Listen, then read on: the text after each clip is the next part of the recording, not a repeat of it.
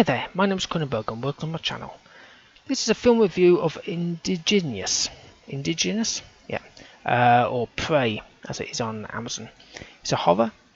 It came out in 2016, 2014, Amazon has it down as 2016.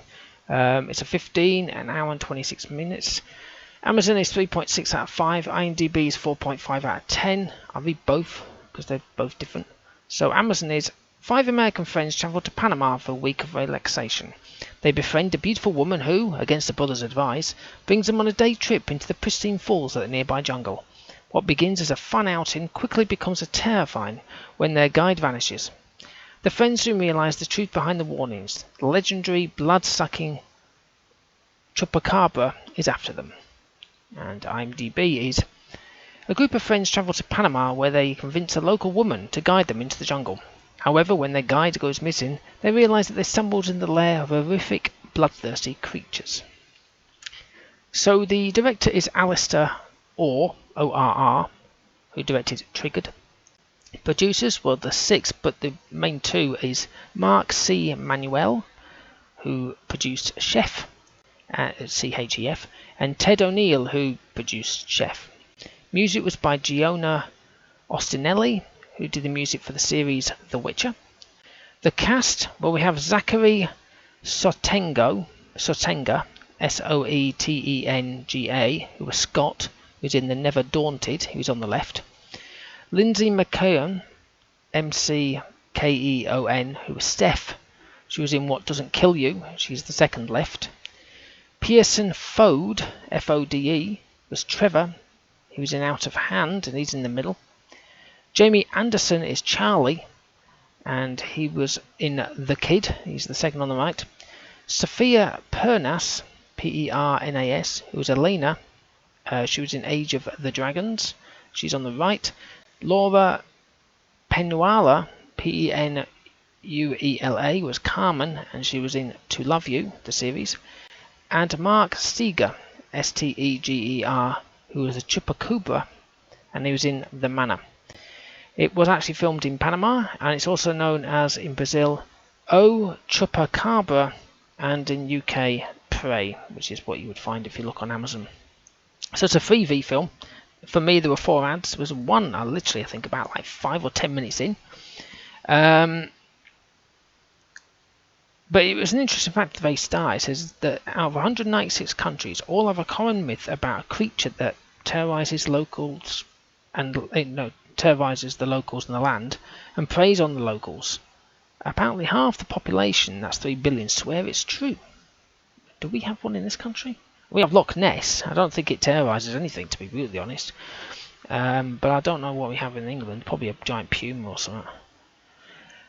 Ah, joy. So I'm watching the dark as I always do, and there's this first bit about a video recording about a jungle, but with some sodding glitchy recording, you know, like it's just been dropped. Panama looks nice though, the city. Good music at the start, very rocky and happy. Because sometimes when people say they're a holiday in Panama or something, it might actually just be down the road or something, for all I know. But it actually was in Panama. Apparently the place is Darien Gap. I don't even know if the place exists. Does the place exist? I'm going to look it up. But that's where Scott has... oh, there it is. It is a place. There it is, Darien Gap. And it is exactly where he said it is when he looks on the map. It's the only land bridge between North and South America. Major route for both humans and wildlife. Just telling you that complete random thing. But he was looking at places to visit, so he found Darien Gap next to Colombia with pictures of abandoned jeeps, missing tourists and teenagers. But of course that's an adventure, isn't it? And then he's watching this clip, Night Vision, right, on this website. Of course it starts flickering, so we get to see that. But then I'm kind of curious, how did the video get to the website if what happened to the tourists? Because I'm assuming later on they said, yeah, they all died. It's like, well, how's that clip got onto that website, for example? Not them, the one he's watching. So they're off to the place that is off limits. What could possibly go wrong? Now they're jumping in this waterfall. It looks like lovely, I must admit. but they're kind of like jumping head first, backwards, etc. into the pool. But they've never been there before. Carmen's been there obviously once, but doesn't tell you. But how do they know there's no rocks or anything at the bottom? I mean, if I was to find a pool and you think, okay, I'm going to go swimming, you tend to just wade out with your feet and just check it out, don't you? You don't sort of think, oh good, a nice little pool by a stream and by a waterfall. I'm going to jump here backwards into the pool. What could be wrong? Poor Trevor. So he's having some quiet time with the local girl, which turns out to be Carmen. Another area. Some twigs snap. So, of course, she's like, I don't know what that is. Go out and find out what it is. So it's like, what? She says, go on. You know, I don't know why they both don't go, but she sends him out. And then they're in both separate parts of the jungle, looking to find out what's causing the snaps of the twigs.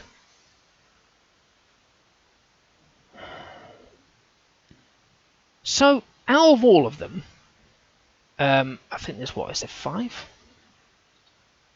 1, 2, 3, 4, 5. Yeah, there's 5. There's Carmen, obviously. Right? Only one of them has a phone. Now, this wasn't filmed in the 1990s. It was filmed in 2016 or 2014, sorry. So I'm assuming it was based in 2014. And I'm pretty sure 10 years ago, most people had a phone. I mean, now everybody has a phone, even bloody 4-year-olds. But I'm pretty sure that even 10 years ago, most people had a phone. But apparently not. Apparently they're all on holiday with just one phone. It's like, what? Maybe because the Instagram and all that probably never existed. But still, you know what I mean? But it's okay. They all have torches. All of them. But the confusing thing is, right, it's a 1-hour drive away and 1-hour walk up this mountain top. And they set off early morning. So, of course, they were going to be coming back about lunchtime. Or afternoon or something. So why do they all bring torches? And where's their bloody phones? Now, I did see the first attack and the death, and it was pretty good. I enjoyed that. It was good. Now, they're going up and up and up. And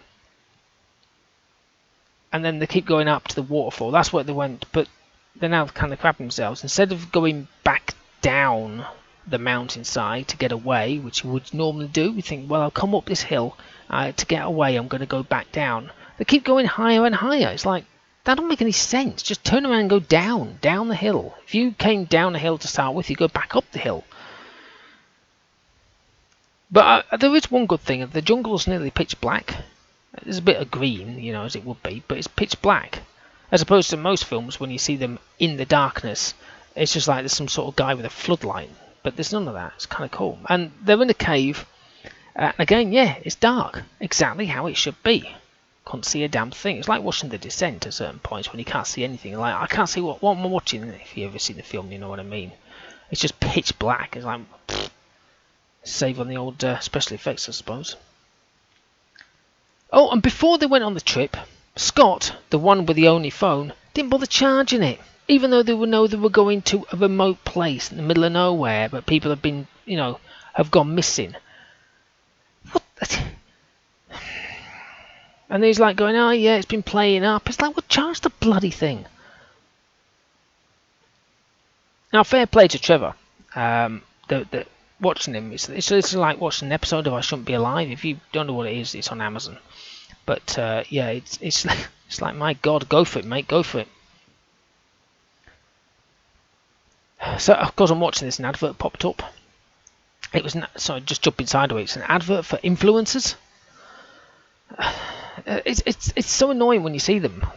It was Amazon for whatever clothing they were banging on about. But everyone says, I'm an influencer. And it's like, who the hell do you influence? If all these kids watch your stuff and get influenced by your stuff, that means they'll be skint, they'll be going out doing crime, which, you know, and of course most of them want to be an influencer when they grow up. I think I looked at a stat or something, like 80% of young kids want to be influencers. It's like, you know that if every one of you is an influencer, then you're going to influence no one, and you're not going to make any money because everyone else is doing exactly the same thing, and then they all do the same thing. You know, it's like, okay, I'm doing this picture, or I'm doing this singing crap or whatever. It's just like, that's not influencer. That's just entertainment. I mean, we see it on YouTube all the time. It's entertainment. Or you're a podcast. You don't influence jack all. Sorry to just jump sideways, but it just pissed me off when I saw that. But it don't matter, because you see, when the people who watch it end up going to prison or just dying because they're doing some stupid stunts that the influencers have done, the influencers get money. So they don't care. The power of social media. Something went viral, right? Which I can't exactly explain why, because otherwise it'll spoil the ending of the film. But if Labour, because that's where I am, the UK, and we have Labour, who's basically wanted to get rid of all free speech, no matter what. Well, depending on which free speech it is, but they want to get rid of all of it.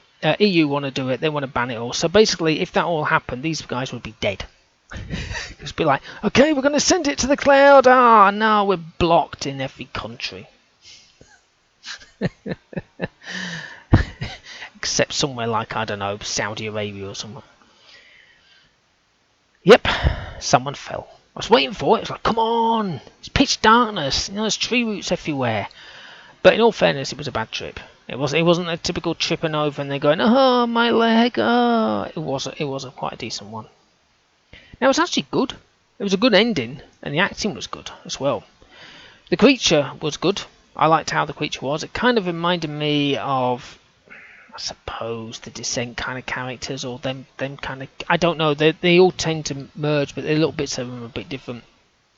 But I'm going to give it a 6. That's higher than the 4.5 in IMDb. So yeah, I'll give it a 6. Anyway, hopefully if you enjoyed watching and listening to this film review of Prey. I have done 2 other films called Prey. Well, of course, this is Indigenous, but I've done one way back, my first review, about a lion, I think it was, in Amsterdam, called Prey. Second one, called Prey, was on Netflix, and that was a German film. And then there's this one. So I hope to God I don't find any more called Prey, otherwise it'd be hard as hell trying to find a film called Prey. I don't know. Anyway, like I say, hope you've enjoyed watching this. Please subscribe to my channel, got plenty of the film reviews. Give me a thumbs up if you liked the video, leave a comment. Have you watched this one? This one from Amazon. Okay, well, thank you and goodbye.